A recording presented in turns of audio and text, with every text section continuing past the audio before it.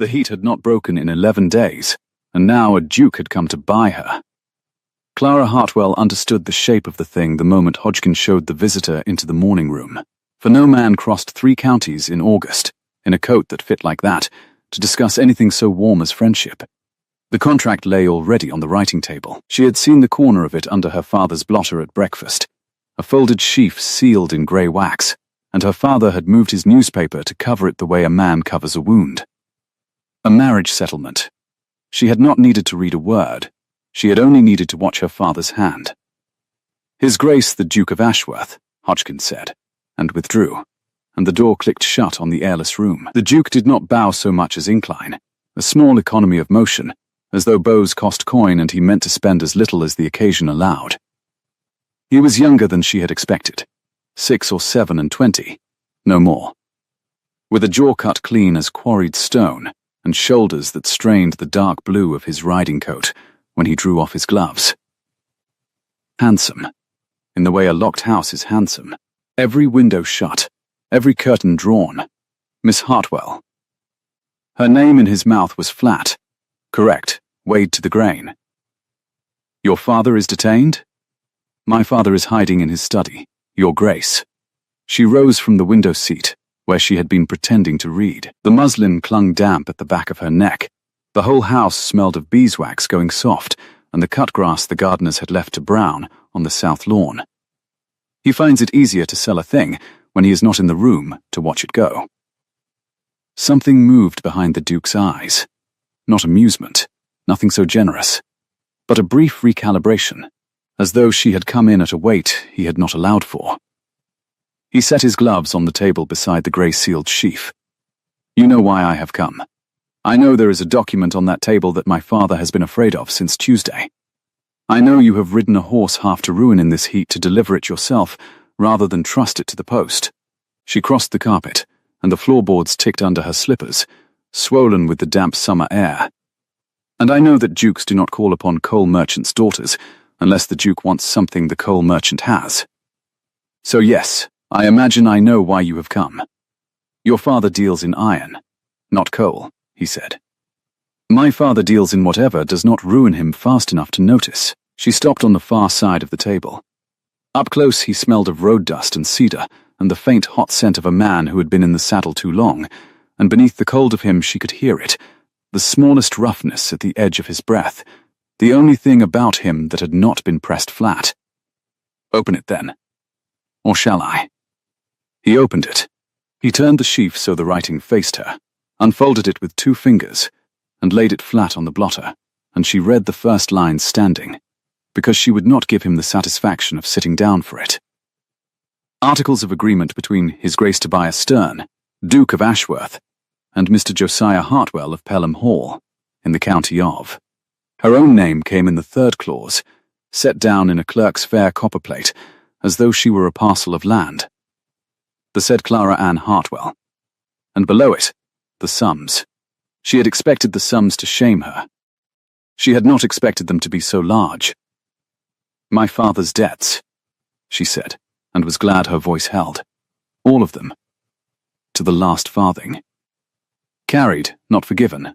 I am not a charity, but carried, and at no interest, and never called while the marriage stands." He spoke the way a clock keeps time, each word the same size as the one before it. "Pelham Hall remains his. Your younger sister's portions are restored. In return you have a wife by Michaelmas." She lifted her eyes from the page.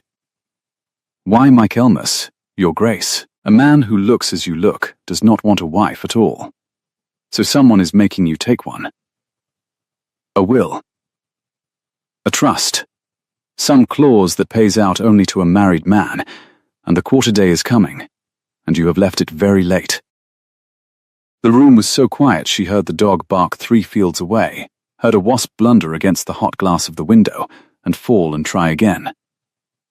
The Duke looked at her for a long moment, and she watched the cost of the look move through him. She thought, to her eye, that he was deciding whether to answer a question no one had had the impertinence to ask him aloud. "My grandmother's settlement," he said at last.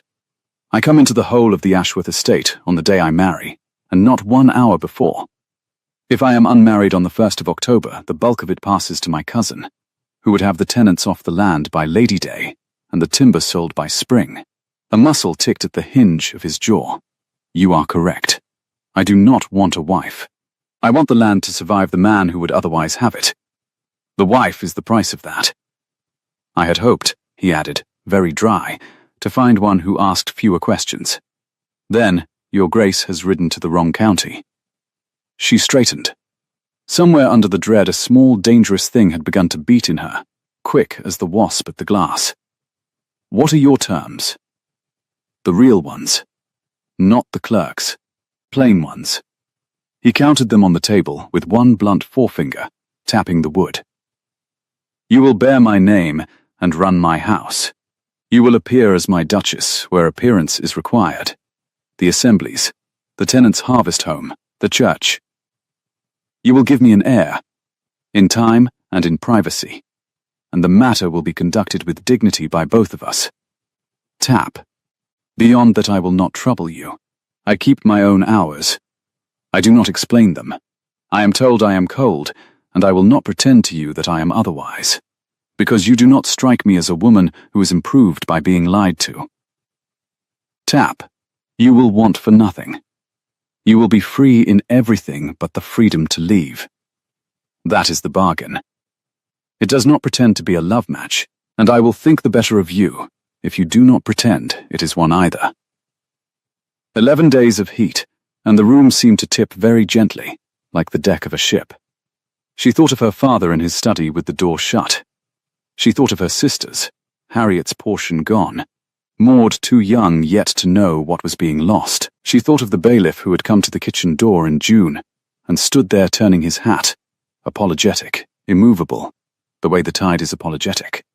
And if I say no, she said. Then I ride to Hampshire tonight, where there is a baronet's daughter who will say yes by Friday, and your father's notes fall due at Martinmas, and I am sorry for it, but only in the way one is sorry for weather. He drew on one glove. I am not cruel, Miss Hartwell. I am merely on a short rope. You may have until the morning. I do not need until the morning. He paused with the second glove half on, and she saw, for the space of a single breath, before the window came down again behind his eyes, that she had surprised him a second time, and that he did not enjoy being surprised, and that he was, somewhere very far down under all that quarried stone, listening to her now in a way he had not been when he came in. No? He said. My father has hidden 3 things from me in my life, Clara said. A horse he sold, a letter from my mother's sister, and the state of his accounts, which I have nonetheless kept in my own hand since I was 19, because someone in this house had to. I am not a girl who faints at the sight of a figure, Your Grace. You have shown me a figure. I can read it. She set 2 fingers on the contract, exactly where her own name lay, and felt the dry tooth of the paper under the pads of her fingers, the slight cool of the wax seal. So no, I do not need until the morning. I need 3 things written into this, and then I will sign it in front of you, today, and you may be in Hampshire by nothing at all. For the first time since Hodgkin had spoken his name, the Duke of Ashworth set both gloves down again. Name them, he said. My sisters do not become wards of your charity. Their portions are restored as a gift to my father, in his name, not held over him as a debt I have purchased with my person. I will not have them grow up knowing they were bought. 1. She did not look away from him while she said it, though her heart was going like a hare. 2. You said privacy and dignity. I will hold you to both, whatever you keep from me, your hours, your reasons, the thing you are not telling me even now. And there is a thing, Your Grace, I have watched men lie to me my whole life, and you do it better than most, but you still do it. Whatever it is, you will never make me look a fool in front of your servants or your county. I can survive a cold husband. I will not survive a public one. The wasp found the open quarter of the window at last, and was gone into the white glare of the afternoon. The Duke's face did not change, but his stillness changed. It deepened, the way water deepens, and she understood she had put her hand on something true, without meaning to. And the third, he said. Quieter. The third is mine. She folded the contract closed, grey wax uppermost, and slid it back across the table to him as though the next move were his and not hers. One summer. You marry by Michaelmas, but Michaelmas is 6 weeks off, and I will not be carried to a church like a chest of plate. Before I am your duchess, I will be at Ashworth as your guest, your betrothed properly chaperoned. The band's red like anyone's. 6 weeks. One summer. Long enough to learn the house I am to run, and the man whose name I am to bear. If at the end of it you still want a wife who asks fewer questions, you may have the silence you came here for, and I will give it to you for the rest of my life. She lifted her chin. But you will give me the summer first. Those are my terms. They do not pretend to be a love match either. A long, hot silence. Out on the lawn the gardener's shears began again, a slow steel whisper through the dry grass, and the smell of it came in on the only breath of moving air the day had offered. You drive a harder bargain than your father, the Duke said. My father, said Clara, is hiding in his study, and there she would swear it to the end of her days. There, at the very corner of that cold-cut mouth, something almost moved. Not a smile. The rumor of one. The place where a smile would go, in a man who had forgotten the road to it. Send for ink, said the Duke of Ashworth. They were married to the idea of it before the ink was dry, which Clara came to understand was a different and more dangerous thing than being married in a church. Her father emerged from his study only after the Duke's horse had gone, emerged grey and apologetic, and reaching for her hands, and she let him take them, because he was her father, and because she had loved him before she had learned his accounts. Clara, he said. Clara. Child, I never meant. I would not have if there had been any other. I know. Papa. And she did know. That was the trouble with knowing things. It is done. It is a good bargain. Better than we had any right to. She squeezed his fingers once and let go before he could feel that her own were not entirely steady. I am going to Ashworth on Thursday. You will tell Harriet and Maud that I am very pleased. You will tell them I am marrying a duke, and that is all true. And you will not tell them the rest, because the rest is mine to carry, and not theirs. He wept a little, in the way of a man more relieved than grieved, and she bore it, and afterwards she went up alone to her room under the eaves where the heat had pooled all day like water in a basin, and she sat on the edge of her narrow bed and shook, finally, where no one could see. A duke. A cold duke. A contract folded in grey wax, with her name written in it in a stranger's careful hand. 6 weeks of summer between herself and the rest of her life, and she had bought them. She, Clara Hartwell, who had never in her life been bought so much as a length of good ribbon she had not first weighed against the housekeeping. She did not weep.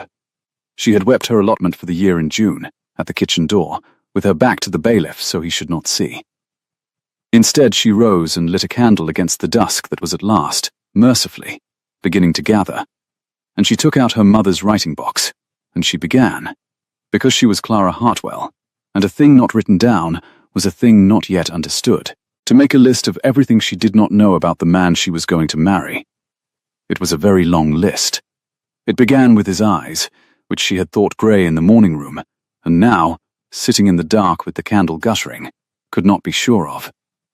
It went on through the will, the cousin, the timber, the tenants, and it ended, near the bottom of the page, with a single line she underscored twice without quite meaning to. What does he keep behind the window? She blew the candle out before she could answer it. Ashworth came on her like weather. She had expected a great house.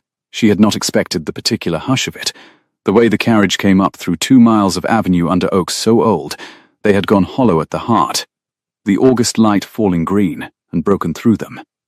And then the trees fell back all at once, and there it was, grey stone the colour of a held breath, 100 windows, giving back the late sun, a lake below the south front, lying flat and bright as a dropped coin.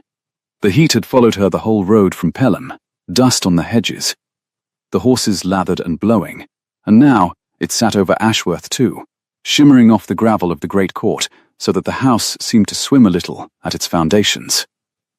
A woman waited on the steps. Not the Duke. An older woman, straight-backed, in grey silk that had been good 15 years ago, and was kept like scripture, with a chatelaine at her waist, and a face that had decided about Clara before the carriage had stopped. Miss Hartwell.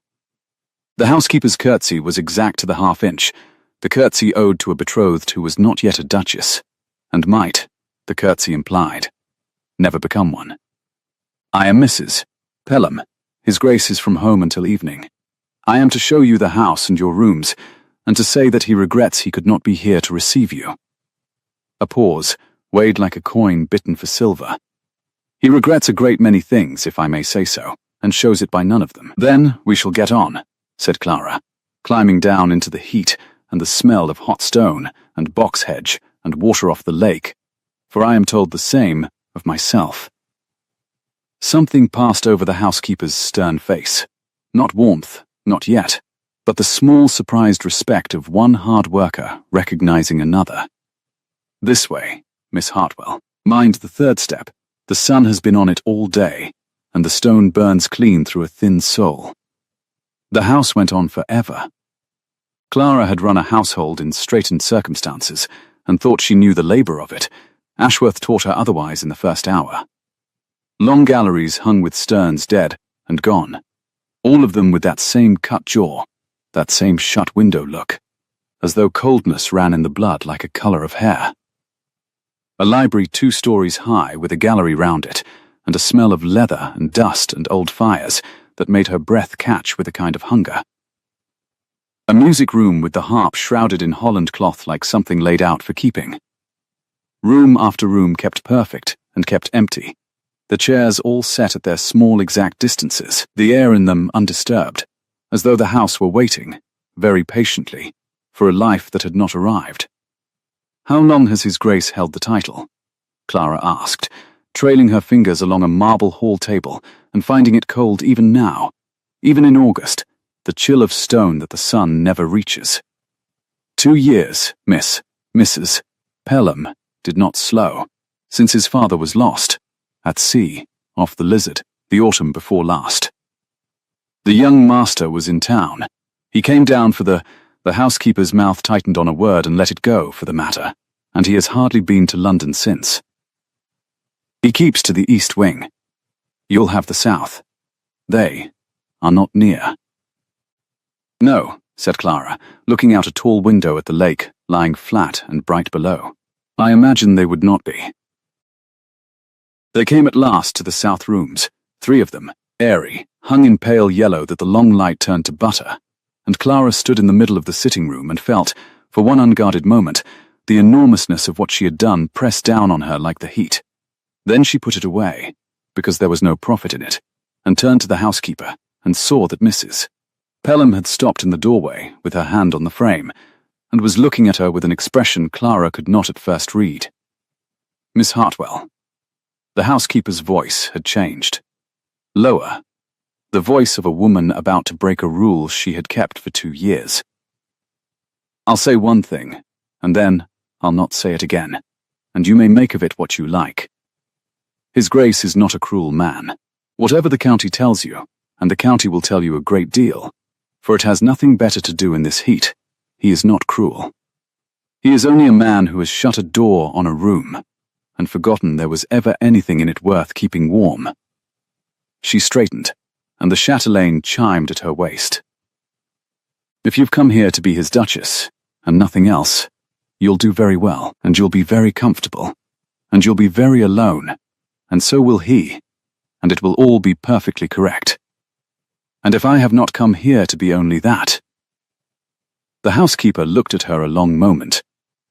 Out beyond the open window a moorhen called once across the lake, and the curtains stirred, and the whole hot afternoon seemed to lean in to listen. Then God help the both of you, said Mrs. Pelham, and mind the door at the end of the east gallery, which his late Grace had locked, and which the young master has never once unlocked, and which you are not to ask him about. She curtsied again, that same exact half-inch, and was gone, her footsteps fading down the long cool corridor. leaving Clara alone in the butter-yellow room with a lake below her and a locked door somewhere behind her, and 6 weeks of summer between herself and a man she had bought with her own 2 terms and 1 stubborn heart. She crossed to the window. The heat came up off the gravel in slow, visible waves. Far off, where the avenue met the world, a single rider had turned in under the oaks and was coming up through the broken green light at a walk, unhurried, dark-coated, sitting his horse like a man riding to a thing he did not want and would not flinch from. Clara watched him come. She thought of the list folded in her mother's writing box, and the line at the bottom she had underscored twice and not answered. What does he keep behind the window? 6 weeks, she said aloud, to the empty butter-coloured room, to the lake, to the locked door, to the cold approaching rider, who did not yet know what kind of summer he had bargained for. I have got 6 weeks. Let us see what they will buy. And she went down to meet him. The rider came up the last of the avenue and into the great court while Clara was still on the stair, so that she reached the foot of it just as the gravel sounded under his horse. And they met, Duke and bought bride, in the wide hot doorway with the whole shimmering forecourt behind him and the cool stone dark of the hall behind her, and neither of them quite inside the house nor out of it. He swung down. A groom came running from the stable arch, and the Duke handed off the reins without a word and without looking, the way a man does a thing he has done 10,000 times, and drew off his gloves finger by finger. Up close the road was on him again, dust greyed along the seams of his coat, a line of it at his collar, where the sweat had run, the same hot cedar and leather scent she had marked in her father's morning room 3 counties and a lifetime ago. Miss Hartwell. He inclined. The economy of it had not changed. You are early. You are late, Your Grace. I am told you regret it. She let that sit a moment in the heavy air. Mrs. Pelham delivered the regret very handsomely. I shouldn't trouble to add to it. A groom's bucket clanked somewhere. A pigeon went up off the parapet with a clap of wings. The Duke looked at her, and she watched him take her in.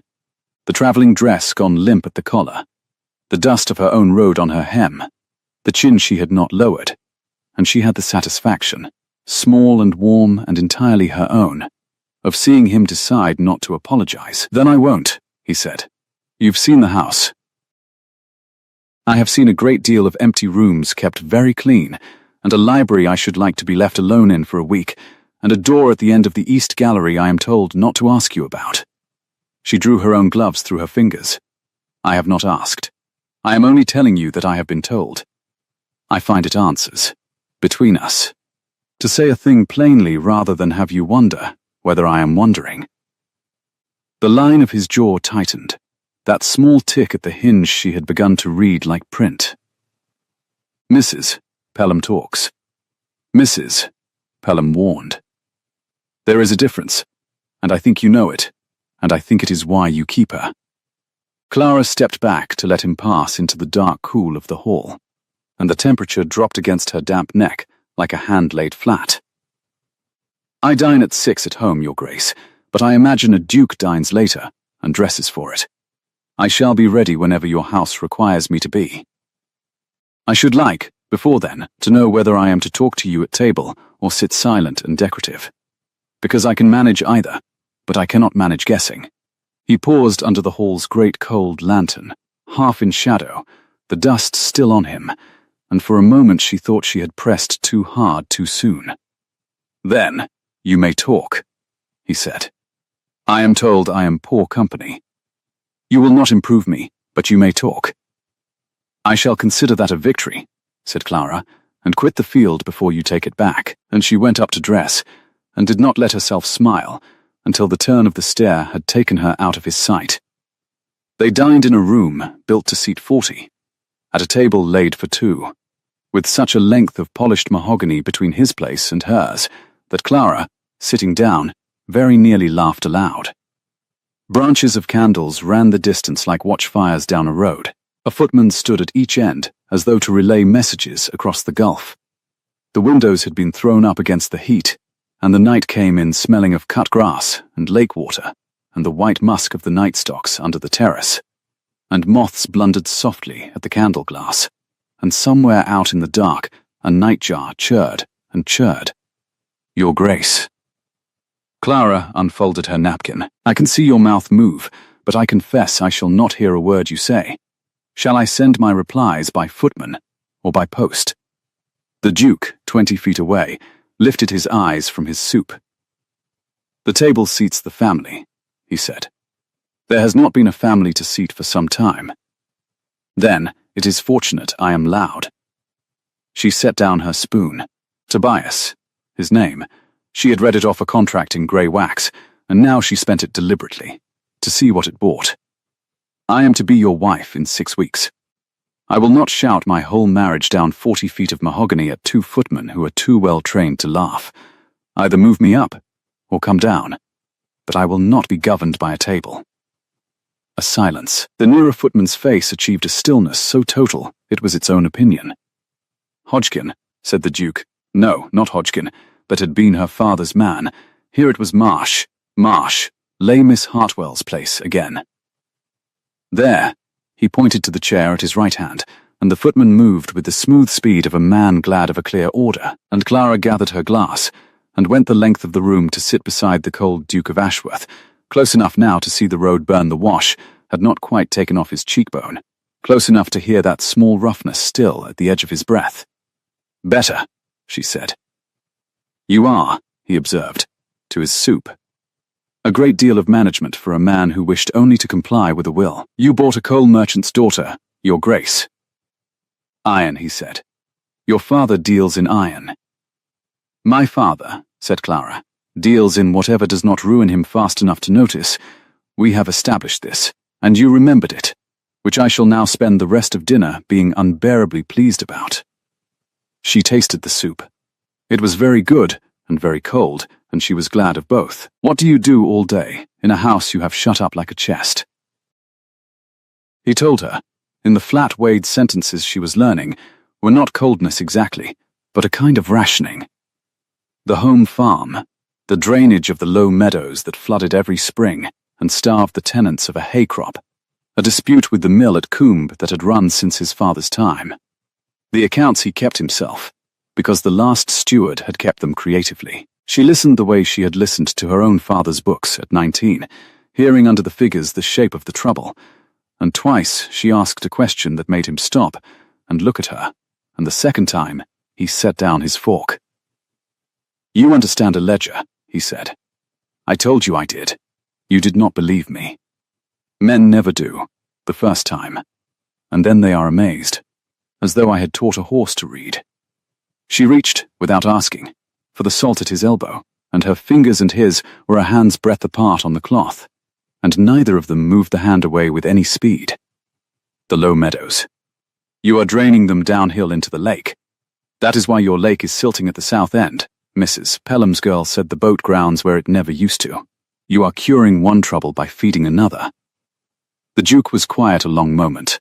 A moth reached the candle at last, and went up in a small bright fizz. "My grandmother," he said, "warned me the will would fetch me a wife who knew her own mind. I had taken it for a threat.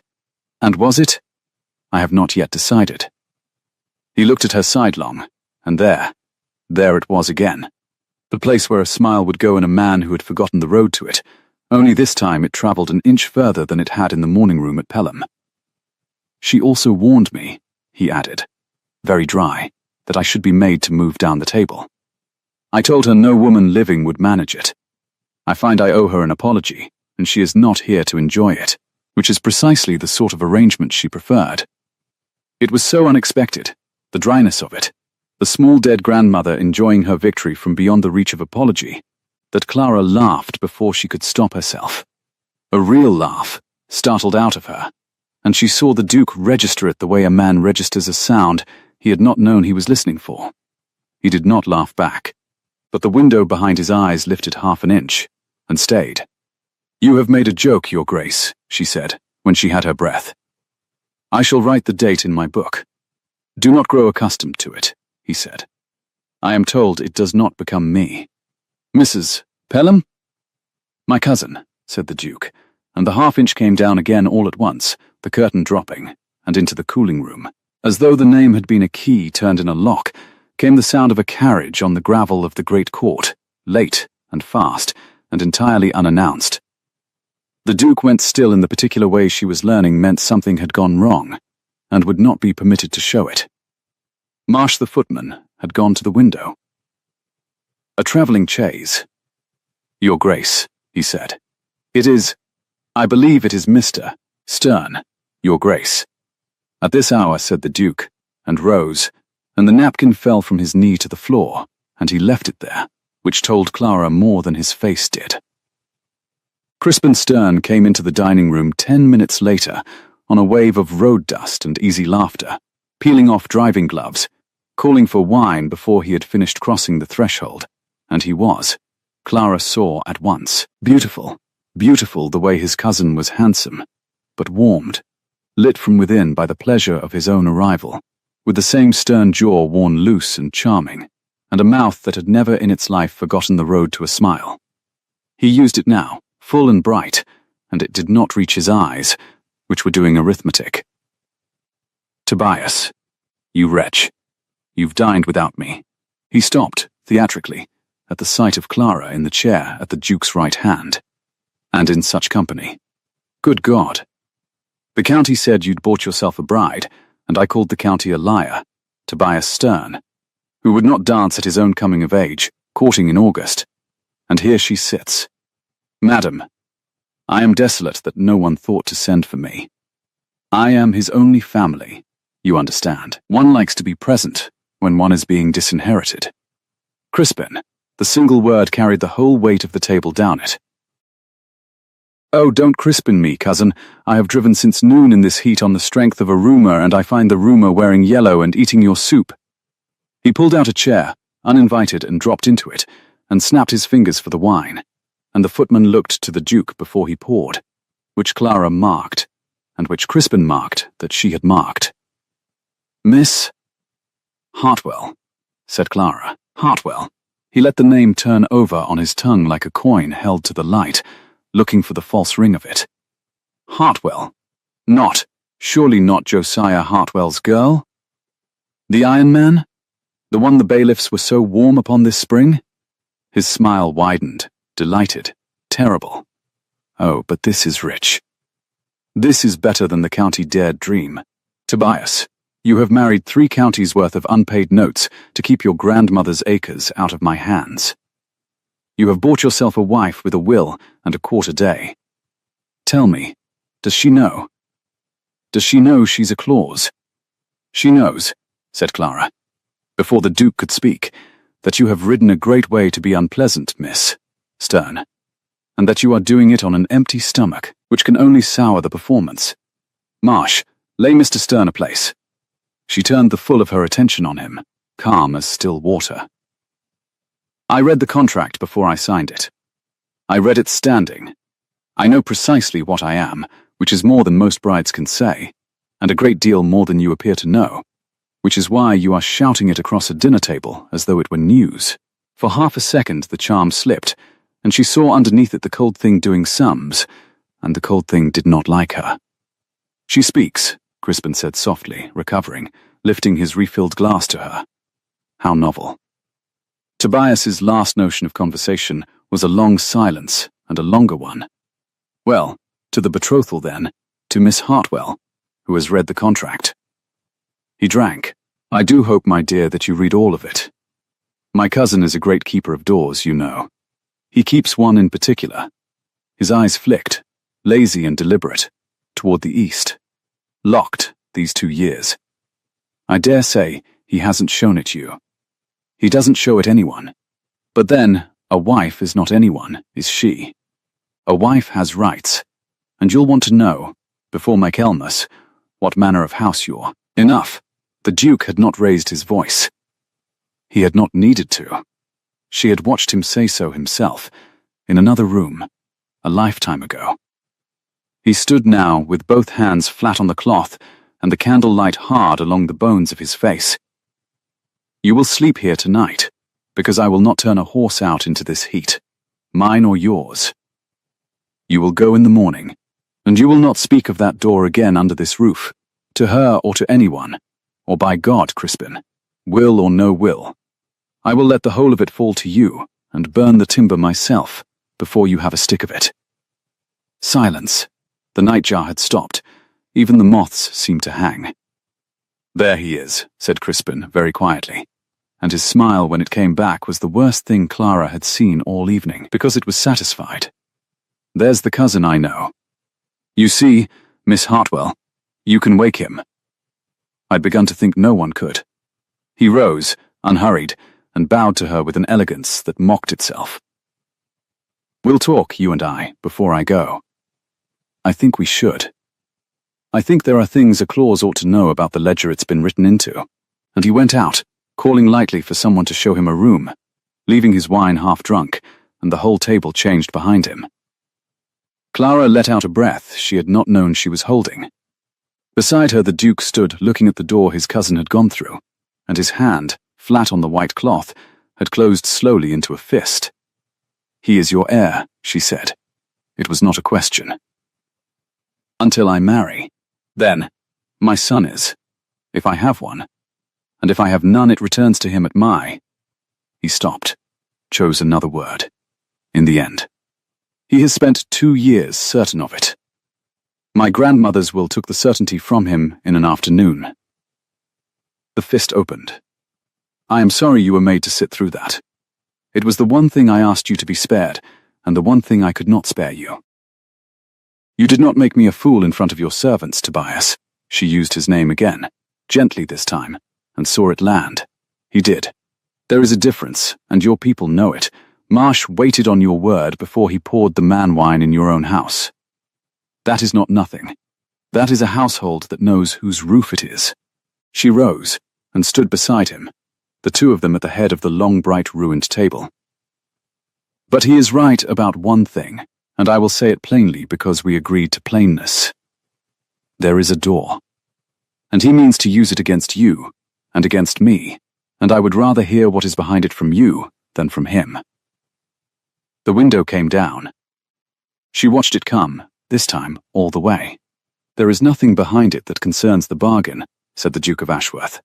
"Good night, Miss Hartwell. Marsh will see you up." And he left her there among the guttering candles, and the night stocks breathed in cold and sweet through the open windows, and Clara stood a long while with her hand on the back of his empty chair, learning the exact shape of the thing she had not been told. She did not sleep. The heat saw to the first half of the night, and her own mind to the second, and somewhere past 2, when the house had gone entirely quiet, when even the boards had stopped ticking, she rose, and lit her candle, and took her mother's writing box onto her knees by the open window, and added 3 lines to her list in a hand that the dark made unsteady. "The cousin wants the door used as a weapon. The Duke would burn the timber before he let it fall to him. He said so, and meant it, and a cold man does not threaten to burn a thing he does not love. And under it, third, he is not protecting a secret. He is protecting a room." It was while she sat there, the candle throwing her shadow tall up the butter-yellow wall, that she heard it, not the cousin. The cousin slept in the west, 2 corridors and a stair away. This came from the east, from across the dark well of the house, faint and thread-like, and almost lost under the churr of the nightjar, starting up again over the lake. Music, a single line of it, picked out slow, and one-fingered, and stopping, and starting, and stopping, on an instrument so long unused that even at this distance she could hear the dust in it, the slight buzz of a string gone slack with 2 years of silence. Clara sat very still. The music room she had passed that afternoon had its harp under holland cloth, shrouded like something laid out for keeping. This was not the harp. This came from further off, from beyond the music room, from the locked end of the east gallery, where a door had stood shut for 2 years, and where no one, the housekeeper had said, was ever to go. The single line climbed, faltered on a note it could not reach, and fell silent. She was on her feet before she had decided to be, her candle in her hand, her bare feet finding the cool boards. "Mind the door at the end of the east gallery, which you are not to ask him about." She had not asked. She was not going to ask. She was going to look, and she got as far as her own sitting room door, her hand on the cold brass of the latch, the whole sleeping weight of Ashworth waiting on the other side of it, before a second sound stopped her cold. Footsteps. In the corridor, coming her way, unhurried, and beneath them the soft drag of a hand trailing along the paneling, the walk of a man who knew the house in the dark and did not care who heard him learn it. They slowed outside her door.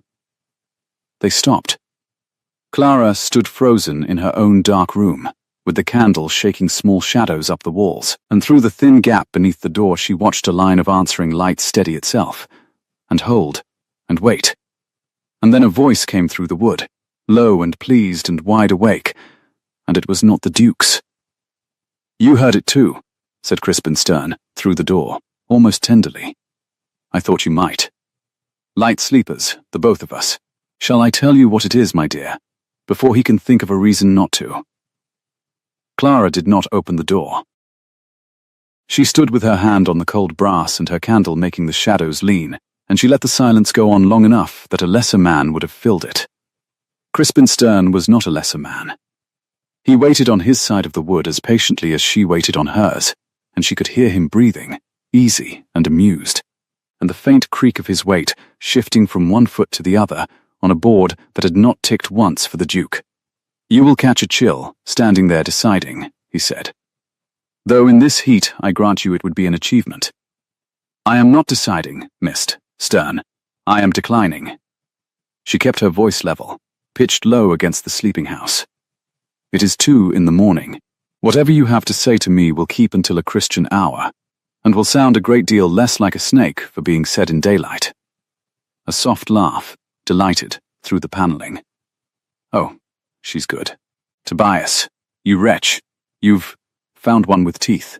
A pause, and then the charm dropped a register, went confiding, went almost kind, which was worse. "You heard the music. Don't trouble to deny it. I watched the line of your candle stop when it started. One-fingered, stopping and starting. On a thing so long out of tune it buzzes like a fly in a jar." The latch under her palm seemed to grow colder. "Do you know what it is you heard, Miss Hartwell? Shall I be the one to tell you, since he never will?" She said nothing. The night stocks breathed in cold and sweet through her open window behind her. Somewhere the nightjar chirred and went still. "It is my uncle's tune," Crispin said. "The late Duke. A clumsy little air he could never get past the 4th bar of, on the spinet in his own rooms, at the end of the East Gallery, behind the door you've been warned off. He played it the night before he sailed. He has not played it since, for the very good reason that the sea off the Lizard saw to that the autumn before last." His voice softened further, the way oil softens a hinge. "And yet you heard it tonight. Did you not?" Slow, one finger. Stopping and starting. "Now ask yourself, my dear, who is it in that locked room, 2 years on, picking out a lost man's tune in the dark? And ask yourself why my cousin would rather you took it for a ghost than knew the truth of it." Clara's heart had begun the hair's beat again, quick under her ribs. She pressed her palm flat to the wood, as though she could feel through it whether he lied. "You have ridden a long way to frighten a woman through a door. I have ridden a long way to warn one," he said. "There is a difference, as you told my cousin so prettily at dinner, and I think you know it. Come to the library before I go in the morning. 8 o'clock, he rides the home farm at 7, and will not trouble us. I have something to show you. Paper, Miss Hartwell, not gossip. A thing with a seal on it that concerns you very nearly. You signed a contract you read standing up. Come and read the one you did not." His footsteps began to withdraw, unhurried, the soft drag of his hand trailing the paneling. "Sleep, if you can. I never can in this house. Too many doors." The light beneath her door slid away down the corridor and was gone. Clara stood a long time in the dark with the cooling brass under her hand and the candle guttering and the buzzing one-fingered tune playing itself over and over in her memory until she could not be sure she had ever truly heard it at all. She did not go to the library to be Crispin Stern's creature. She went because she would not be anyone's fool, his or her own, and because a woman who keeps accounts cannot bear an entry she has not seen. But first, in the grey hour before the house woke, when the heat had thinned to something almost like coolness, and the lake lay below her window flat as poured pewter, she went east. The morning gallery was a long, cool tunnel of shadow, the Holland blinds still down, the sterns dead, and gone looking out of their frames with that same shut window stare. Her bare feet found the runner. The boards beneath it were grit cool, untouched by the sun that never reached this side until noon. The music room came and went on her left, the harp a pale, shrouded shape behind its glass doors.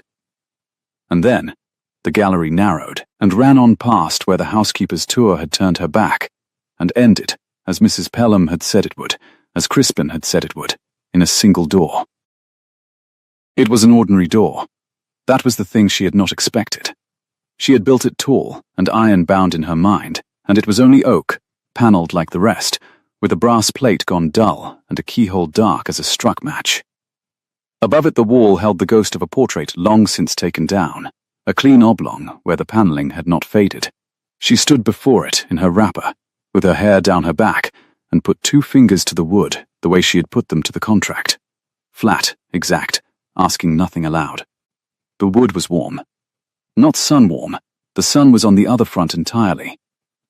Warm the way a chimney breast is warm, the way a thing is warm that has had a fire near it not long since. Clara drew her hand back as though the door had spoken. Miss Hartwell. She turned. Mrs. Pelham stood 10 feet down the gallery, fully dressed, the chatelaine silent at her waist, because she held it still in one hand, and her face in the grey light was not stern so much as tired to the bone. I was told not to ask, Clara said. I have not asked. I came to look. There is a difference, and I think you of all people know it. There is, the housekeeper agreed, and came no closer. And there is also a difference, miss, between a door a man keeps shut from spite and a door he keeps shut to go on breathing. You'll not learn which this is by warming your hand on it. She looked at the panelling, and something moved behind her own eyes, gone before Clara could name it. His late grace and the young master parted hard. The night before the carriage came to take his father to the coast, there were words in that room that the whole East Wing heard, and none of us has repeated. And I'll not begin with you, betrothed or no. The sea did the rest. And the young master came home and locked the door with the words still in it, and there they have stayed. Her mouth tightened. He keeps it warm, miss. That is all I will say, and it is more than I should. He keeps it warm. He goes in, Clara said slowly. At night. He plays, I have said what I will say. Mrs. Pelham's voice came down like a window sash. And I will add only this, because you came down here barefoot at 5 in the morning, which tells me you are the kind that cannot leave a sum half-worked, Mr. Crispin would give a very great deal to have what is behind that door. He has tried locks, and he has tried lawyers, and now, her eyes went over Clara, head to bare heel. Now I see he is trying a wife. Do not be his key, Miss Hartwell. Whatever else you are in this house, do not be that. She turned and went, her tread soundless on the runner, and left Clara alone in the long grey gallery, with her hand still half raised toward a warm door she had been told a 3rd time not to open. Crispin was in the library at 8, as he had promised, lounging in the window embrasure with the early sun already hard behind him, and a leather folder open on his knee. He had dressed for the road, booted and brushed. The easy ruin of the night before pressed out of him, only the arithmetic in his eyes was the same. He did not rise. You came, he said, pleased. I confess I'd laid a small private wager you would, and against myself, which is the only way I ever win. I came to see your paper. Clara stopped well short of him, the long room's 2 stories of leather and dust rising about her, the gallery overhead, a smell she had loved on sight yesterday and could not quite love this morning. Show it, and spare me the overture. I have a household to learn before noon, and you have a horse waiting. Brisk, he'll find that wearing, in a year or 2. Crispin drew a single sheet from the folder, held it a moment, watching her, savouring. Our grandmother's will, Miss Hartwell. Or the relevant clause of it, copied fair by my own man, who had it from the registry. which is a public place and tells no lies. You'll know my cousin's version. He marries by Michaelmas. He comes into the whole estate, and if he does not, it falls to wicked Crispin, who would have the tenants off by Lady Day. He smiled. A pretty story. He left a word out. Read. She took it. She read it standing, as she had read the dry tooth of the paper under her fingers and the morning glare cutting white across the lines, and she found the clause, and she found the word he meant, and the room tipped very gently, as the morning room at Pelham had tipped a lifetime ago. Provided always that the said marriage be contracted in good faith, and not procured by purchase, settlement of debt, or other inducement. Any marriage so procured to be void as against the provisions herein, and the estate to descend as if the said Duke had remained unwed. You see it, Crispin said softly, watching her face. I knew you would. Procured. By settlement of debt. My dear, your father's notes are the inducement. The contract you read standing up is the procuring. The very thing that brought you bride to him voids the marriage that was meant to save the land. He cannot pay your father's debts and keep the estate. He can do one or the other. And he has chosen, has he told you which? He has chosen to do both, and trust that no one will trouble to read the registry. He let that land. I have read the registry. I will read it aloud, in a courtroom, the week after your wedding, and the estate will come to me with the marriage hanging round your neck like a millstone, a duchess in name, ruined in fact. Your father's debts come due all the same, because the man who carried them will have nothing left to carry them with. Clara's hands were quite steady on the paper. That was the strange thing she would remember after, that her hands did not shake while everything under them came apart. Why tell me? She said. Because I am not the monster the housekeeper paints, whatever you've been told. He rose now, unhurried, and his voice when it came was almost gentle, and that was the worst of all his weapons. I do not want you ruined, Miss Hartwell. I have no quarrel with you. You are merely standing where the lightning means to fall. Leave, before the banns are read. Go home, and I will see, quietly, in my own name, that the worst of your father's notes are answered, the ones with the bailiffs behind them. You lose a duke you never wanted. You keep your name, your sister's portions, your father's roof. And the estate comes to its proper heir, without a soul the wiser. He held out his hand for the paper, palm up, like a man taking back a card. Or stay, and marry a clause that the law will tear up, and be the byword of 3 counties by Christmas. I have laid both before you. I think that more honest than anything my cousin has told you since you came. The sun climbed another inch, and laid a bar of white across the library floor between them. Out beyond the windows the heat was rising off the gravel again, in its slow visible waves. The 12th day of it, the country gone to dust and brass. Clara folded the paper along its crease, and did not give it back. I will keep this, she said. You copied it for me. I shall take you at your generosity. Good morning, Mr. Stern. Your horse is waiting, and so, I find, is my whole life. And I should like to look at both, before I decide which of them you have ruined. His smile flickered, that half-second slip, the cold thing doing sums behind it. And then he laughed, and bowed, and left her, and she heard the chaise go down the avenue under the hollow oaks 10 minutes later, fast and triumphant, and gone. She did not weep. She sat down in the great dim library with the will folded in her lap and the dust turning gold in the bar of sun, and she made herself work the sum, as she had worked every sum that had ever frightened her, until the fear had a shape she could hold. She found the Duke at noon in the low meadows. She had not meant to. She had meant to keep to the house and her own counsel, until she knew which of 2 liars had told her the nearer truth. But the meadows were where Crispin had said he would not be, and so they were where she went. Down the long, hot slope past the silting south end of the lake, where the boat lay grounded on dried mud, cracked into 1,000 grey plates. And there he was, coat off, shirt sleeves rolled, standing knee-deep in a ditch with a labourer beside him, and a drainage plan pegged out on the bank, with stones at its corners against the wind that was not blowing. He looked up, and the sight of her stopped him, with the spade half lifted, and for a moment, before the window came down, she saw something cross his face that was almost gladness, and was certainly surprise, and she stored it away with the other small coins she had been hoarding since the morning room at Pelham. Miss Hartwell. He climbed out of the ditch, scrubbing his hands down his thighs, and the labourer found business elsewhere, with the speed of a man who knows when to. You should not be out in this. It is the hottest of it. Between now and 3. I was raised in it. I shall not melt.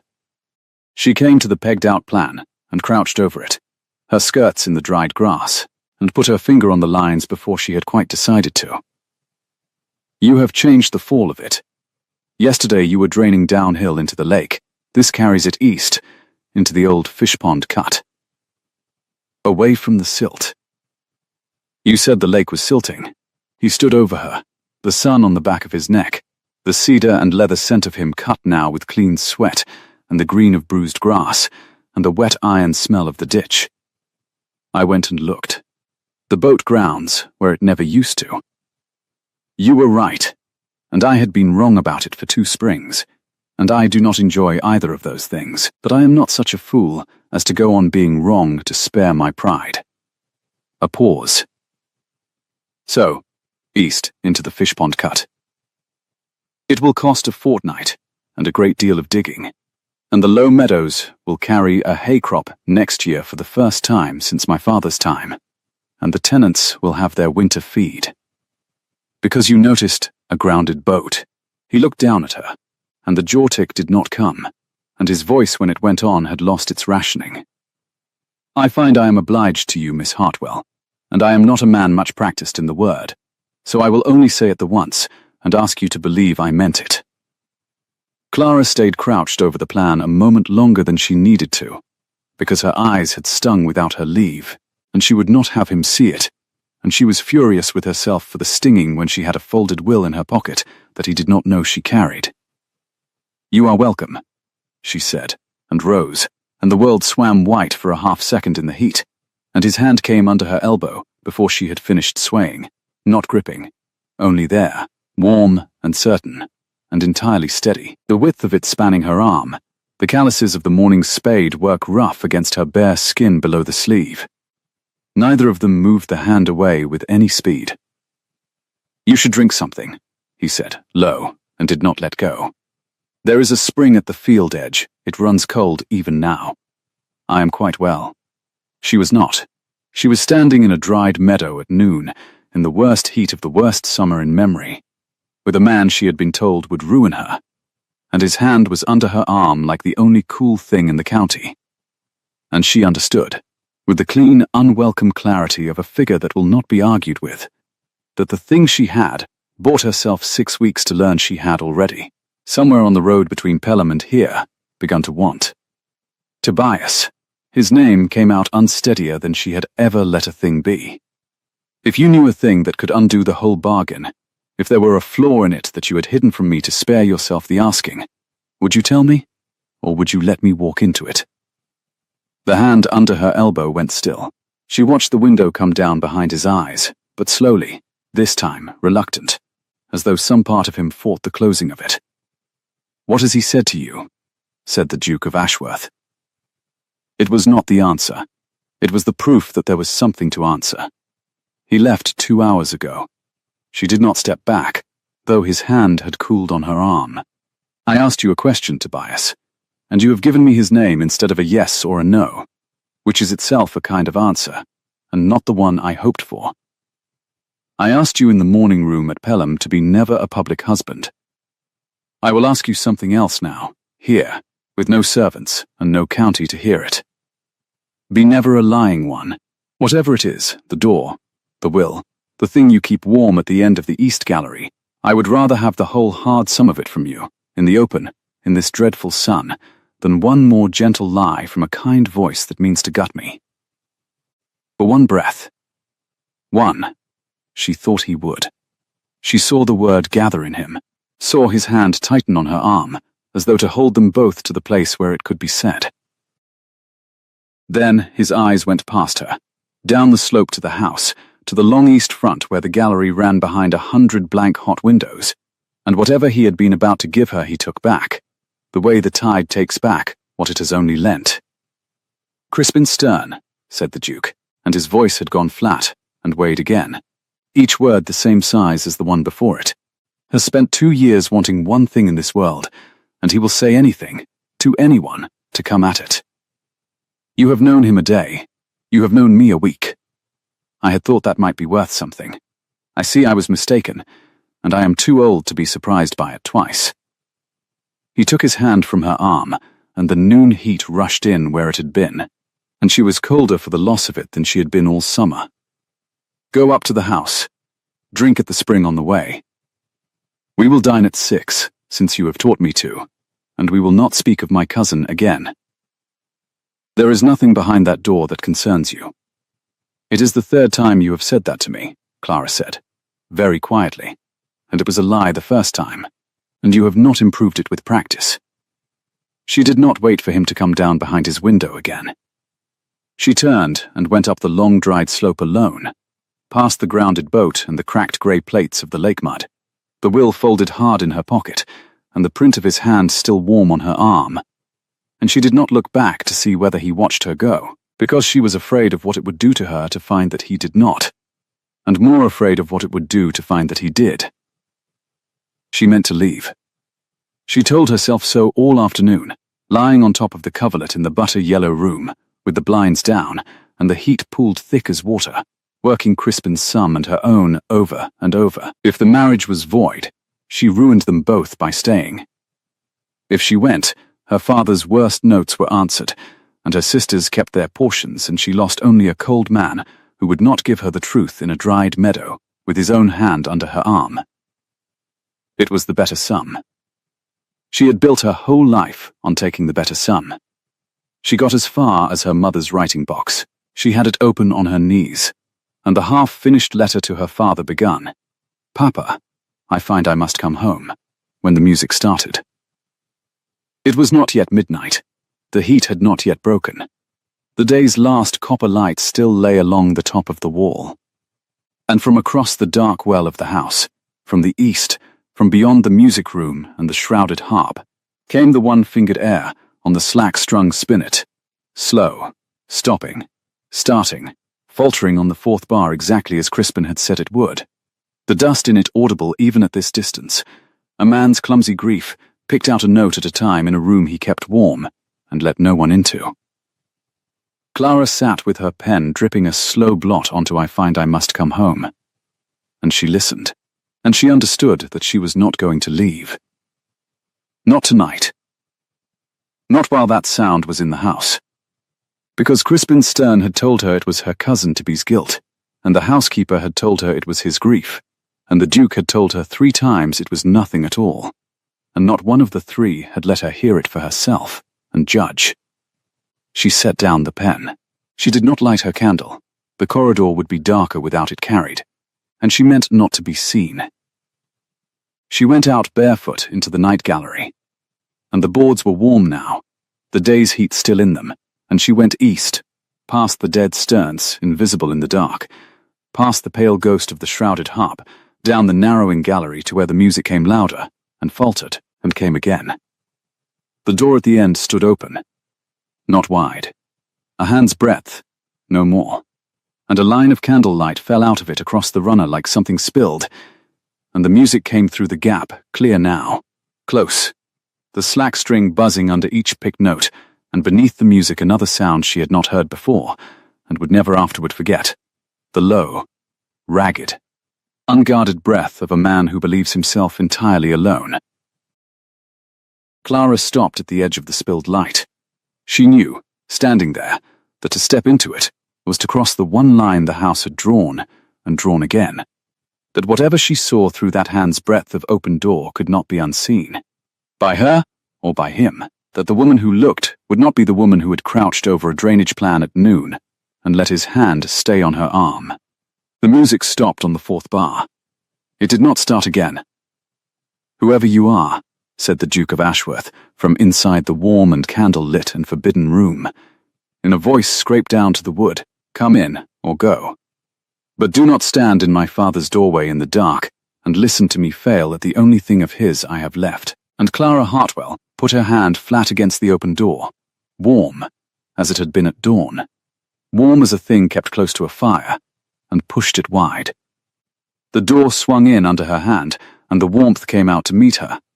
Not the dead heat of the August house, but a living warmth, close and golden. The warmth of a fire that had no business burning in the worst summer in memory. A small blaze sat in the grate at the far end of the room, banked low, tended, and before it, with his back to her and his shirt open at the throat and a single candle guttering on the music stand, the Duke of Ashworth sat at a spinet, his head bowed over the keys as though over a thing he was nursing. "Shut it behind you," he said, without turning, "or the drought finds him." Clara shut it. The room closed around her, small after the great cold galleries, a man's study, kept like a held breath. A coat over a chair back that no living shoulder had filled in 2 years. A pair of spectacles folded on a closed book. A pipe in a dish. And everywhere, on every surface, the small evidence of a life arrested mid-sentence, dusted daily, moved never. "Whose room?" she said, though she knew. "My father's." He pressed a key, the slack string buzzed and died. He sat where I am sitting. He could not get past the 4th bar of this either. I have had 2 years to learn it, and I cannot get past it either. And I have begun to think that is the point, and not a failing. He turned, at last, and the firelight did to his cut-stone face what no candle in the dining room had managed. It warmed it, found the boy under the Duke, showed her the wet line of road grief that had nothing to do with any road. "You were warned 3 times, Miss Hartwell. You have a great gift for the doors a wiser woman would leave shut. I am not a wiser woman." She came no closer.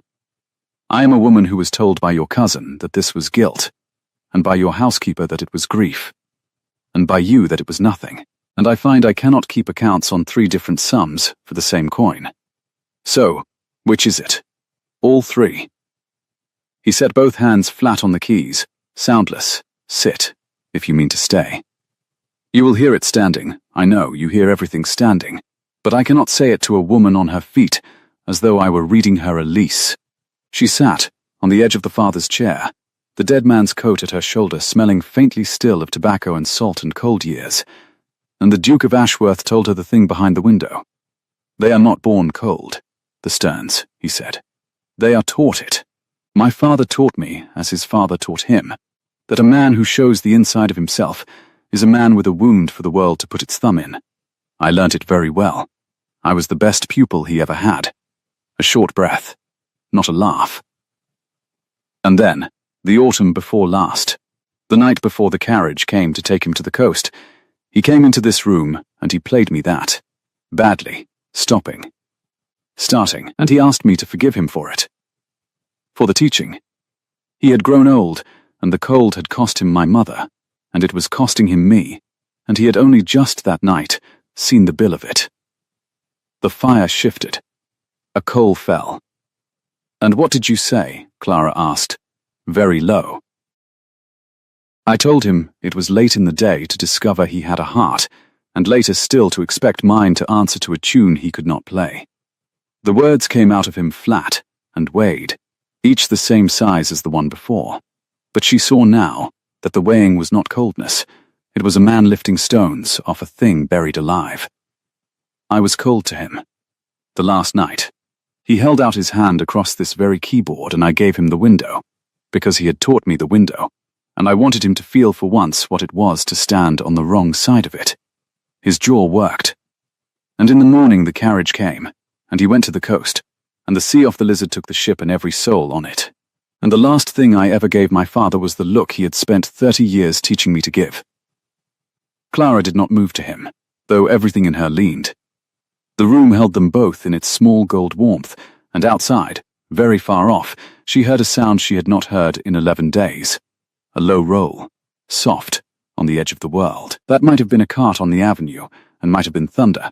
"So you keep the fire lit," she said. "So the room does not go cold." Yes, he looked at his own hands on the keys as though they belonged to someone he was nursing through an illness. "It is the only warmth I ever gave him. and I gave it to him too late to do him any good, and I give it to him still, every night. Because the alternative is to let this room go cold too, and then there will be nothing left in the world that I kept warm for him. The candle flame stood straight up, untroubled. Crispin calls it guilt. He is not wrong. Mrs. Pelham calls it grief. She is not wrong either. And I have told you it was nothing, 3 times. Because the truth is the one thing I have never been able to play past the 4th bar of to anyone, and I had hoped to marry without ever having to. The far roll came again, nearer, unmistakable now, and a breath of moving air came under the door at last. Cool, the first cool breath of the whole long summer. And the tune, Clara said. Finish it for me. The part you cannot play. I do not know how it ends. He said it simply, a man laying down the last stone. He could not play it. I cannot play it. He went to the coast with it unfinished, and I have sat in his chair 2 years, and it ends the same way every night, which is to say it does not end at all. That is what is behind the door, Miss Hartwell. A fire I keep for a man who cannot feel it, and a song neither of us could finish, and a son who was cold to his father on the last night of the world, and cannot forgive himself the warmth he found a day too late. He met her eyes. There you have had the whole hard sum of it, in the open, as you asked me in the meadow. I find it does not gut me to say it to you. I had thought it would. That frightens me considerably more than the saying. Outside, the thunder broke fully across the sky, and the first of the rain came down on Ashworth in a long roaring rush, the heat shattering at last after 12 days, the smell of it rising off the hot gravel and the parched lawns, and pouring in cool and green, and astonishing through the cracked window of the dead man's warm room. Clara stood, then, she crossed to the spinet, and stood beside the stool where the Duke sat, and the rain ran loud down the dark glass, and she put one finger to the keys, not to play, only to touch the same cold ivory his father's hand had touched, and his own hand touched every night. You did not give him the window on the last night, she said. You think you did. You have kept yourself 2 years on the strength of believing you did. But a cold sun does not light a fire for a man who cannot feel it. A cold sun lets the room go to dust and sells the spinet and is glad of the space. What you gave your father on the last night was the window, yes, and what you have given him every night since is this.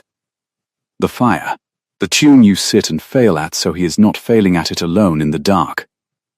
Her voice was not steady, and she let it not be. You were never cold, Tobias. You were taught the word for warmth was weakness, and you have spent 2 years grieving in the only language they left you, which is to keep a thing warm and tell no one why. He had gone very still under her hand where it had come, without her deciding it, to rest on his shoulder. The rain roared. The candle stood straight. You cannot finish the tune, she said, because it was never yours to finish. It was a thing he started to say to you, and the sea did not let him. So stop trying to play his half. Play your own. And she lifted his hand off the keys and held it between both of hers, the spade calluses of the morning rough against her palms, and felt the long shudder go through him that a cold man spends his whole life learning not to let the world see. I do not know how, said the Duke of Ashworth, in a voice scraped down to the grain.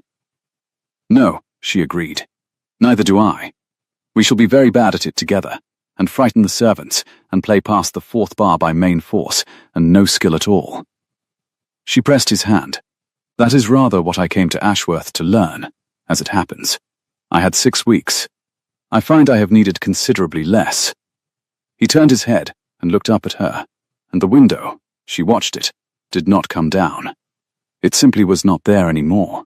There was only the man, lit gold, his father's coat at her shoulder, and his father's fire at his back, and the long-withheld rain washing 12 days of brass off the world outside, and he reached up with his free hand and laid it, very carefully, as though it might shatter, against the side of her face. You are a great deal of management, he said, unsteady for a clause. You are a great deal of trouble, she said, for a window, and she bent, or he rose. Neither of them could afterward have sworn which, and they met in the middle, over the dead man's spinet, in the warm gold room with the rain coming down. And the kiss was not the kiss of a contract or a clause or a quarter day. It was the kiss of two people who had each been taught that warmth was a wound, finding out together, late and clumsy and past the fourth bar, that it was not. It was a long while before Clara remembered the will folded in her pocket, and a longer while still before she was sorry she had to. Tobias. She drew back, her hand still in his, the rain easing now to a steady green hush against the glass. I have to show you something, and you will not like it. And you will want to put the window back up to look at it, and I am asking you not to. Not now. Not after that. The wariness came into him, but slow, and bare-faced, no shutter behind it. What has he given you? She took the folded sheet from her pocket and laid it open on the closed lid of the spinet, smoothing it flat with the side of her hand, the registry copy in Crispin's man's fair clerkly hand. The will. The clause your grandmother's lawyers wrote and you never read me. Read it. The part he underlined. He read it. She watched his eyes go down the lines and stop, and she saw the blood go out of his face under the road burn. Provided always that the said marriage be contracted in good faith, and not procured by purchase, settlement of debt, or other inducement. Any marriage so procured to be void. He means to read it in a courtroom, Clara said, the week after our wedding. He says the contract that brought me to you is the procuring. He says you cannot pay my father's debts and keep the estate both, that the very settlement makes the marriage void, and the land falls to him with me round your neck as a ruined duchess, and my father's notes called all the same. She kept her voice level, an accountant reading a column of bad figures aloud. He offered to answer my father's worst notes himself, quietly, if I would leave before the banns. He called it generosity. I called it a horse-waiting, and kept his paper. The Duke set the will down very gently on the spinet lid, as though it was something that might bite. It is true, he said. I knew the clause. I thought, God forgive me, I thought no one would trouble to read the registry, and I would pay your father, and keep the land, and the thing would never be tried. I gambled your name on it without telling you. That is the lie you smelled in the meadow. That is the thing I would not give you with my hand on your arm. He looked at her, and there was nothing behind his eyes now but the cost of the looking. He is right. I cannot do both, and I find, only just now, only since the rain, that I do not care which I lose, the land or the wager, so long as it is not you. Go home, Clara. Let me pay the notes as a gift, separate, after, with no marriage to void, and let the land fall to him, and burn the timber as I swore I would before he has a stick of it. I will not have you ruined to save a wood. Sit down, said Clara, and stop being noble at me. You are very bad at it, and we have not the time. He sat. The rain hushed against the glass. You have read the registry copy of the will, she said, drawing a second folded paper from her other pocket, the contract, the grey waxed sheaf from Pelham, that she had brought to Ashworth because a woman who keeps accounts does not travel without her own. You have not read lately the settlement I signed. Crispin certainly has not. He was 3 counties off when I made my terms. Listen. She unfolded it, and found the clause, and read it standing, because some things must be read standing. The portions of the said Mr. Hartwell's daughters, and the relief of his debts, to be made over to the said Mr. Hartwell as a free gift in his own name, and in no part as consideration for the marriage hereinafter agreed, the said Clara Ann Hartwell, entering into the said marriage of her own will, and for no inducement whatsoever. She lowered the paper. My first term. Tobias, in the morning room. I said I would not have my sisters grow up knowing they were bought, and I made them write it in. The debt's a gift to my father, in his name, not held over me as a thing I had purchased with my person. I did it for Harriet and Maud. I did not know it for law. But it is law now, in your grandmother's own words against your cousins. The relief of the debts is a gift to my father, severed, in no part consideration for the marriage. And I marry you, it says here, of my own will, and for no inducement whatsoever. The Duke stared at the paper. Then at her. The settlement is not the procuring, he said slowly. The settlement says in black ink that it is not the procuring. Your grandmother's clause voids a marriage procured by settlement of debt. Mine is not. I severed it with my own first term 6 weeks before Crispin ever read a registry, for a reason that had nothing to do with wills and everything to do with 2 girls in Pelham, and it holds. She set the contract beside the will on the spinet lid, the 2 papers side by side in the candlelight, grey wax and clerk's copperplate, and the rain came down. He read the will. He did not read me. Men never do. The first time.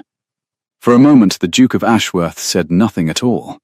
And then, there, in the warm gold room, over his father's silent spinet, with the 12-day heat washing off the world in a green raw, the place where a smile would go, in a man who had forgotten the road to it, found the road. It came all the way. It changed his whole face, and she saw at last what the Sterns had spent 3 generations hiding, which was that under the window the man was beautiful and warm, and had only ever been waiting for someone to read him, standing up. You bought yourself 6 weeks, he said, and saved my house with the one clause you put in to save your sisters, and you have been carrying the proof of it in your pocket since this morning, letting me be noble at you. I wanted to hear you offer to lose it all first. She folded both papers and put them away. A woman likes to know the sum before she settles the account. Now, he will come back to buy us. A man like your cousin does not ride off triumphant and stay rode off. He will come for the banns, or for the wedding, with his registry copy and his courtroom voice, and he will try the thing in your own hall in front of your own people, because humiliation is the only inheritance he is still sure of. She looked at the door, at the gallery beyond it where the dead Sternies hung. I think we should let him come. And I think, this time, you should not send me up with Marsh. I think you should let me stand in the room. Crispin Stern came back on the 3rd morning, with the rain long gone and the world washed green, and the banns due to be read at Coombe Church that very noon, came back fast up the avenue, under the dripping oaks in his travelling chaise, with a clerk beside him, and a leather folder on his knee, and found the Duke and Miss Hartwell waiting for him not in the dining room, but in the great cold hall. Side by side, with Mrs. Pelham at the stair-foot, and Marsh at the door, and half the household arranged about the gallery above, with the stillness of people who have been told they may watch. Tobias. He came in peeling his gloves, the easy laughter already up, and the eyes already at their arithmetic, and checked, half a beat, at the company. And the clause, still in yellow. I'd half hoped to find you fled, my dear. I left you a clean road out of it. You left me a paper, said Clara. I kept it. I keep most things men hand me, Mr. Stern. It is a failing. Then keep this one too. He drew the registry copy from his folder with a flourish and laid it on the long hall table between them, the very gesture of a man laying down a winning card, and tapped it once. I'll not be unpleasant before the servants. I'm not the monster the housekeeper paints. I'll be brief. That is our grandmother's will, copied from the registry, which tells no lies. No marriage procured by settlement of debt. The settlement that pays Josiah Hartwell's notes is the procuring. The marriage is void in the making. Read the banns at noon if you like, cousin. I'll read this in Michaelmas term. And the land comes to me, and your bride keeps nothing but the name of a wife the law never allowed her. He spread his hands, almost gentle. I take no pleasure in it. She's the best thing to come into this house in 2 years. But the house is mine, and I will have it, and no clever yellow-gowned bookkeeper's daughter. Mr. Stern. Clara stepped to the table and laid her own paper down beside his, smoothing it flat, and the small click of her ring on the wood was the loudest sound in the hall. You have shown me your card. Here is mine. The settlement I signed at Pelham. Read the 3rd clause aloud, if you would. You have such a carrying voice, and the gallery has come all this way to hear you. He did not read it aloud. He read it with his eyes, fast, and she watched the colour leave him exactly as it had left his cousin 3 nights before, the same stern blood draining from the same stern jaw, and she knew the precise line his eye had stopped on. The relief of his debts, Clara said, into his silence, for the gallery, to be made over to the said Mr. Hartwell as a free gift in his own name, and in no part as consideration for the marriage. The said Clara Ann Hartwell, entering into the said marriage of her own will, and for no inducement whatsoever. She let it settle. Your grandmother voided a marriage procured by debt. This one is not procured by debt.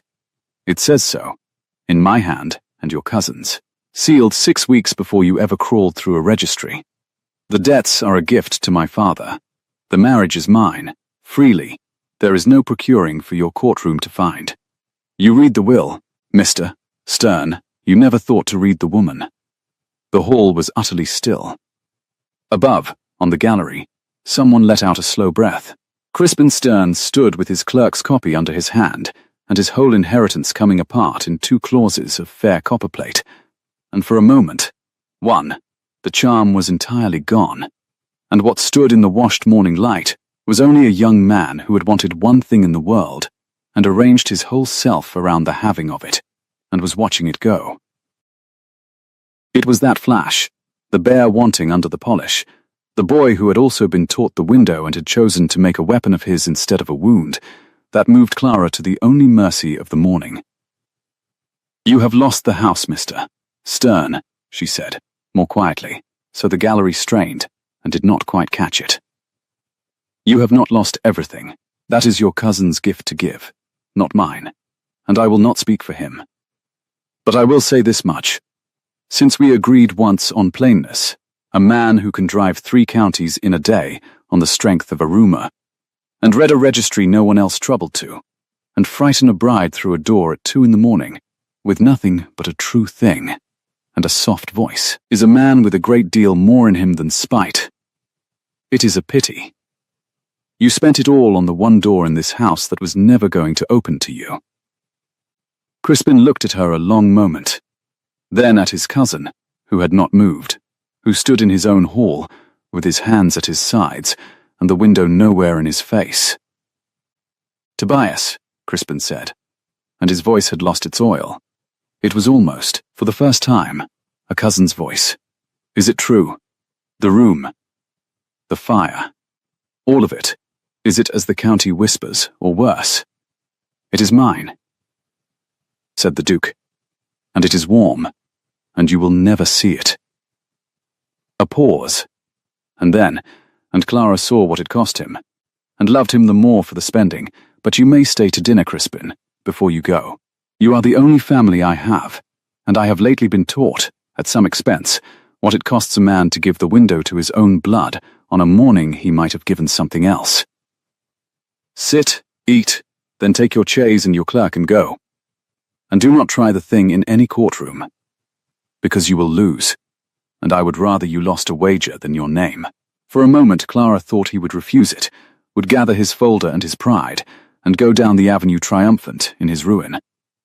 Then Crispin Stern set the registry copy down on the table, slowly, and left it there, surrendered, his card abandoned face up for any to read, and he picked up, instead, the glass of wine Marsh had silently poured and set at his hand, and he raised it, not quite steadily, to the woman in yellow who had read him standing.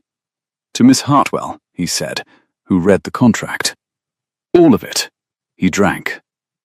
God help you, cousin. She'll manage you to your grave, and you'll thank her for it. I expect I shall, said the Duke of Ashworth, and reached, in his own cold hall, in front of his own household, for Clara's hand, and took it, and held it, where every soul on the gallery could see. They were married at Coombe Church a fortnight later. The banns read out 3 Sundays, running to a congregation that had come for scandal, and stayed, somewhat to its own annoyance, for a wedding. And the church porch, where the bride paused on the arm of a grey, mended, weeping with relief. Josiah Hartwell smelled of wet stone, and the first fallen leaves, and the cool green astonishment of a country that had finally been let out of its long summer fever. Harriet wore her restored portion as a new sprigged muslin, and cried prettily. Maud, too young to know what had been bought and ungrudged, fell asleep during the second lesson against her sister's side. Of the wedding itself the parish remembered chiefly that the cold Duke of Ashworth, who would not dance at his own coming of age, was seen to look at his bride during the vows, in a manner that put two widows and a curate's wife considerably out of countenance, and smiled, twice, without any apparent encouragement at all. But that is the public account, and Clara had bargained, that first hot afternoon at Pelham, against ever being a public wife. The true account is smaller and warmer, and belongs to October. The heat was long broken by then. The lake had taken its autumn level, and the boat floated free again at the silted south end, because the low meadows now drained east into the fishpond cut, exactly as the Duchess of Ashworth had said they should over a length of cold soup in August. Frost came to the inside of the windows in the mornings. The great galleries lit their fires earlier each evening, and at the end of the east wing, the door at the end of the gallery stood open, not a hand's breadth, but wide, a fire lit in the grate as it had always been lit, and the spinet uncovered, and the dead man's coat at last folded away in a press with his spectacles and his pipe, kept, but no longer keeping watch. "You will never get past the fourth bar," Clara said from the window seat, where she sat with her mother's writing box open on her knees, and a fire at her back, and her husband at his father's spinet picking out the clumsy, starting air with one finger. "I have decided I do not need to." He played the fourth bar. He played it wrong, as his father had played it wrong, as he would always play it wrong. Then, instead of stopping, he simply went on, made up the fifth bar, and the sixth, badly, in no key God had sanctioned, a tune that no longer belonged to the man the sea had taken, but to the man who sat there now, warm, in his shirt sleeves, with the window nowhere in his face. There, it ends. I have ended it. It is a terrible ending, and I am inordinately proud of it. "It is the worst music I have ever heard," said Clara, "and I have heard Maud. You wound me, Duchess. I keep you warm, Your Grace. It is not the same thing, and it is better." She crossed to him, the boards no longer ticking in the autumn cool, and looked over his shoulder at the keys, and at the line she had underscored twice in her list once, and answered now without needing the candle. What does he keep behind the window? She had her answer. He kept a fire, and a song, and a place at his side on the spinet stool that he moved over to make for her without being asked, the way a man does a thing he has done 1,000 times, though he had done it only since October. "Play me your half," she said, sitting, "and I shall play the bass, very badly, and we will frighten Mrs. Pelham, who is listening at the door and pretending to dust." "I am doing no such thing, Your Grace," came Mrs. Pelham's voice, serene, through the open door, the chatelaine chiming as she went on along the gallery. "Though I'll say one thing, and not say it again, there's a deal more noise comes out of that wing than there used to, and the house is the better for it." And the Duke of Ashworth put his cold-cured, spade-calloused hand over his wife's ink, stained one on the warm ivory, and they played the terrible unfinished, now finished tune together, past the fourth bar, past every bar, into a fire-lit October evening that smelled of wood smoke and frost and the leather of old books. Two people who had each been taught that warmth was a wound, keeping it lit anyway, badly, together, for as long as a marriage runs, which is to say for the rest of their lives. If you have ever held a door shut for years because you were afraid of what the cold would do if you opened it, and found when at last someone stubborn enough pushed it wide, that there was a fire behind it all along, then this was your story too, and I am glad you stayed by the hearth to hear it out.